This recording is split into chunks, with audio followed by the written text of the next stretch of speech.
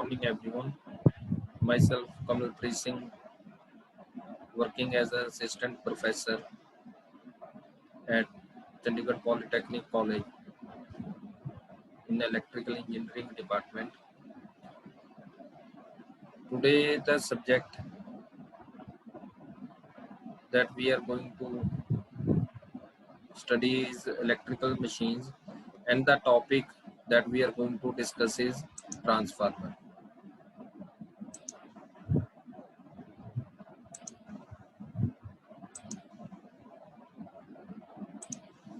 In this topic, we will be discussing what is transformer, its types, and working principle, various parts of the transformer, and voltage transformation ratio.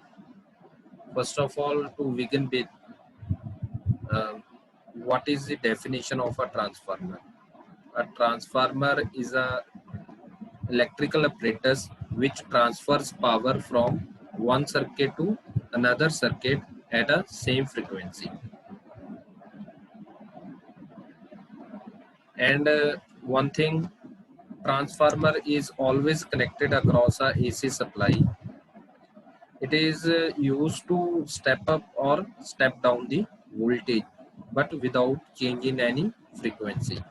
So again, the definition of a transformer is it is an electrical apparatus which transfers electrical power from one circuit to another circuit at a same frequency, and it is always connected across a AC supply. It steps up and steps down the voltage, and in case voltage is stepped up or stepped down, the current works in the reverse direction. In case voltage is stepped up, the current steps down, and voltage is stepped down, the current in the secondary winding increases. And the principle of working of transformer. Transformer works on the basic principle of electromagnetic induction and mutual induction. So the principle of working of a transformer is electromagnetic induction. Now, the transformers can be classified or divided into different types depending upon their voltage range, the medium or the core that is being used, winding arrangements, and installation location wherever it is installed. So first of all, here is a flow chart of the classification of the transformer. Transformer, on the basis of the supply, we have two single phase and three phase supplies. So there are also two types of supply transformer, that is single phase transformer and three phase transformer. As per on the basis of the core construction, it is core type and shell type, and depending upon the cooling system, which is also one of the most important parts of the transformer. It is of three types: self-cooled, air-cooled, and oil-cooled. So transformer can be classified as per phase, as per core, as per cooling system. Based up, first of all, starting with the based upon the voltage levels, there are two types of transformer, that is step up transformer and step down transformer. In step up transformer, the number of turns in the secondary winding are greater than the number of turns in the primary winding. In step up transformer, the number of turns in secondary are greater than the number of turns in the primary. What we do in step up transformer is the voltage is stepped up from low level to high level. So in order to step up the voltage, the number of turns are increased in the secondary winding. And in step down transformer, the number of turns in the secondary winding are less than the number of turns in the primary winding. What we do in step down transformer is the voltage is stepped down from the higher level to the lower level. So if you want to step up the voltage, you increase the number of turns in the secondary winding, and if you want to step down the voltage, you decrease the number of turns in the secondary winding. In another way, if you can identify a step up and a step down transformer is See in this diagram, you can see the number of turns in the secondary are more. The number of turns in which side are more, the voltage will be high on that side. The primary winding of a transformer is connected to the supply and secondary is connected to the load. So the in this is a transformer diagram of example of a step up transformer. The voltage will be more on the side where the number of turns is more, so the voltage is more on the secondary side, so it is a step up transformer. If you want to make it a step down transformer, you will decrease the number of turns in the secondary, then the number of turns in the primary. So based upon the voltage level, it is of two types, step up transformer and step down transformer. And then based upon the medium of core used, it is air core transformer or it is a iron core transformer. In air core transformer, the flux linking between primary and secondary winding is through air, whereas in iron core transformer, windings, primary winding as well as secondary winding are wound on a multi-iron plate stacked together. These multi-iron plates are basically the core of transformer, which are made up of silicon steel. Then based upon the winding arrangements, we have one more type of transformer, that is auto transformer. It has only one winding. A common winding is there, the secondary and the primary winding are on the same point. In case of the primary winding, both ends are fixed, whereas in the secondary winding, in case of auto transformer, the one end is fixed and the other is a tapping, which can be used to decrease or increase the number of turns in the secondary winding, and it is a separate topic that we'll be discussing later. And based upon the location, we have different types of transformer, that is power transformer at the power generation stations, that is at hydropower plants, at thermal power plants, we have power transformers. And when we want to distribute the electricity at a domestic level, then we have a distribution transformers, which can be commonly seen in the areas installed. Then we have a measurement transformer. Example of a measurement transformer are CT and PT. These transformers helps in measuring the voltage, current and power. They also help in protecting the instrument from getting damaged. With the help of measurement transformers, for example CT and PT, you can also extend the range of ammeter and voltmeter. So the measurement transformers example are current transformer CT, potential transformer PT.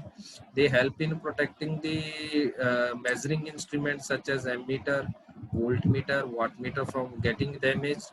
And secondly, they also help in increasing the measuring range of the instruments. Then we have protecting transformers. The protection transformers are used in case of voltage fluctuation for the protection of the electrical components. Now the working of a transformer that we are going to explain.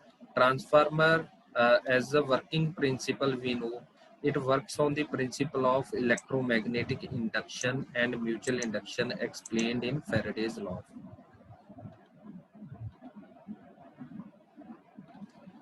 First of all, again with the definition, transformer transfers electric power from one circuit to another circuit at same frequency, and transformer is always connected across a AC supply. So in case of AC supply in India, the frequency is 50 Hertz. So the voltage can be stepped up and stepped down with the help of transformer, but the frequency remains same. Now the working, when the primary side of the transformer, that is primary winding, is connected across the supply and the secondary winding is connected to the load. This is the core of the transformer, which is made up of thin sheets, very thin sheets of the material silicon steel, and they are laminated from each other in order to reduce the losses. that there are two types of losses, that is winding loss, copper known as copper loss, and the core loss is known as iron loss, and that we will be discussing in a separate topic.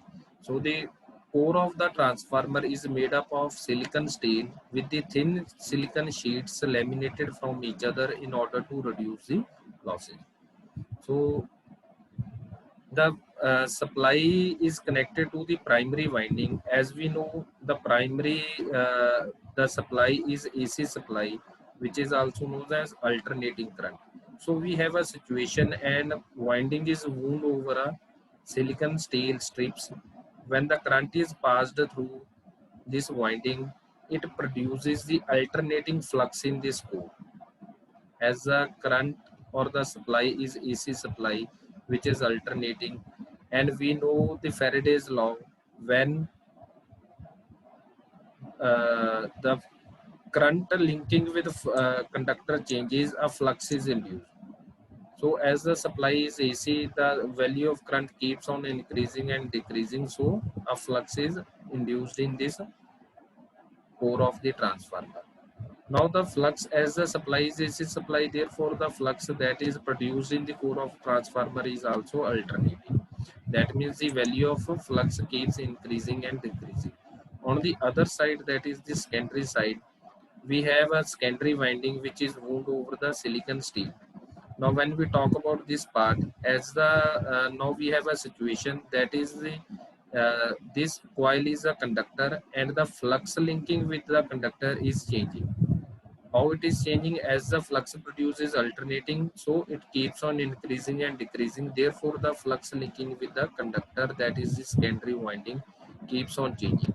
So according to the Faraday's law, when the flux linking with conductor changes, it induces an EMF. So an EMF is induced on the secondary side, because of which the current starts flow. So this is the way how power is transferred from primary to the secondary. If you want to step up the voltage, you will increase the number of turns in the secondary, and if you want to step down the voltage, you will decrease the number of turns in the secondary. But the frequency will remain same. Power will be transferred from one circuit to another, and it will be connected only in AC supply. If the voltage is stepped up, the current value will decrease, and if the voltage is stepped down, the current value will increase. So this is the working of a transformer. Here it is explained how when a straight current carrying conductor carries the current, and the magnetic field lines are produced along the conductor. The direction of which these magnetic field lines can be found if, for example, this is a straight current carrying conductor, and you will point your thumb in the direction of the current, and you will curl your fingers around the conductor. The direction of your fingers will show you the direction of the magnetic field lines. And when you have number of conductors connected together, it forms a in this shape it forms a solenoid. For the each circle, when you combine all these magnetic field lines, then it forms a sort of magnet, in which the this side becomes the north pole and another side becomes the south pole. So this is the way how the flux is induced in the primary, and with the help of that flux, how the volt EMF is induced in the secondary winding. Now various parts of the transformer. First of all, the major part is the core of the transformer. It acts as a support to the winding and also provides a low reluctance path to the flow of magnetic flux. And it is made up of laminated soft iron core in order to reduce the losses in the transformer. That I have told you earlier, the core of the transformer is made up of silicon steel in order to reduce the losses in the transformer. And this core is cut into small sheets which are laminated from each other. Then we have winding in the transformer. One is the primary winding and another is the secondary winding, and it is made up of copper, high ductile copper. Ductility is the property of metal that can be made into very thin wire. And why we use copper? That the main reason is the conductivity and the This minimizes the losses in the transformer since the conductivity increases, resistance to current decreases.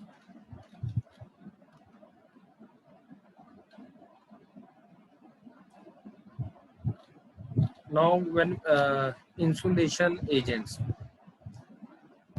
Insulation is necessary for transformer to separate windings from shorting the circuit and thus facilitating the mutual induction. So these are the following insulations that we use, that is insulating oil, insulating tape, insulating paper, wood-based laminations. These are different methods to insulate the transformer windings from getting short circuited.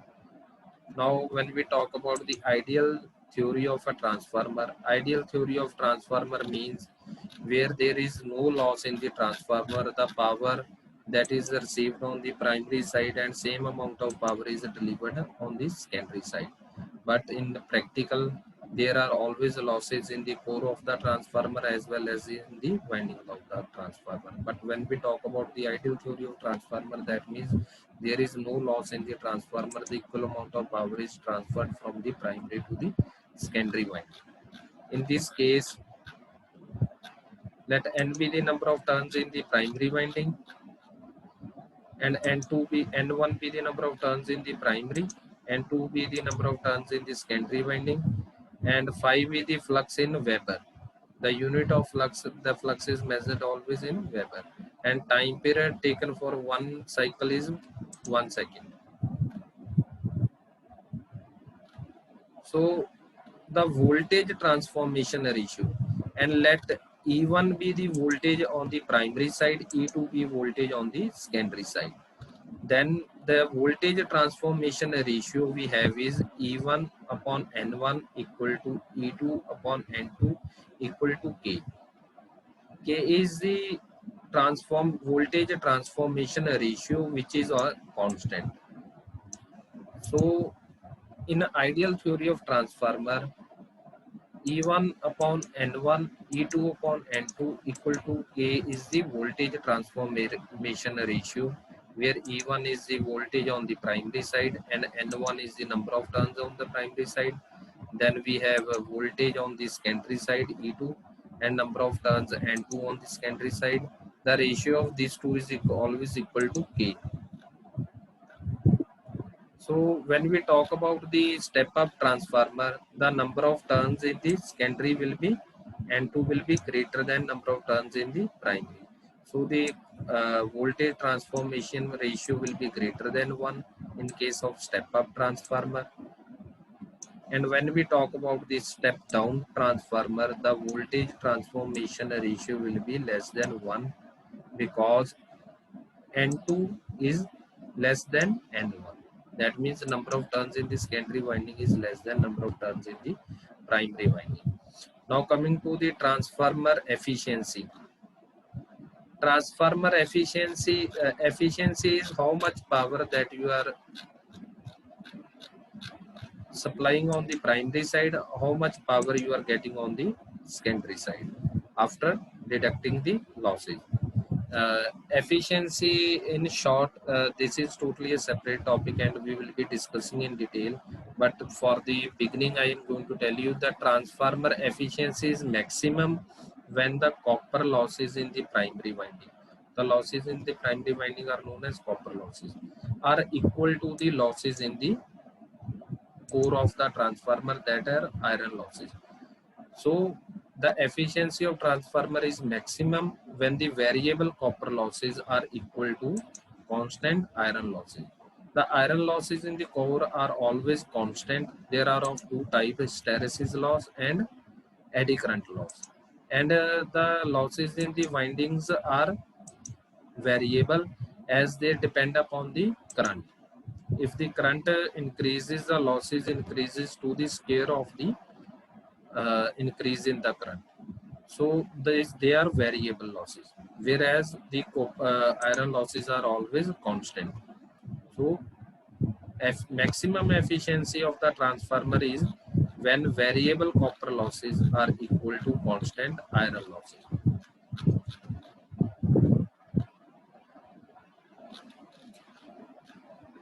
this is example of the transformer. Then we have applications of the transformer. The transformer transmits electrical energy through wires over a long distance. Transformer multiplies secondaries are used in radio and TV receivers. Transformers are used for as a voltage regulators.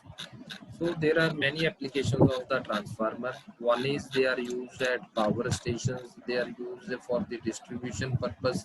They are used as measurement transformers. Then they are used as a protection transformer. So this is the all about the transformer. We have the definition of the transformer. It is an electrical apparatus which transfers electrical power from one circuit to another at same frequency. It is always connected across a AC supply.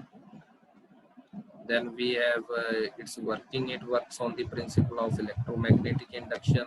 Then we have discussed its working and various parts of the transformer. Then we have EMF equation for the ideal tube and the voltage transformation ratio. In case of step-up transformer, voltage transformation ratio K1, K will be greater than 1, and in case of step-down, K will be less than 1.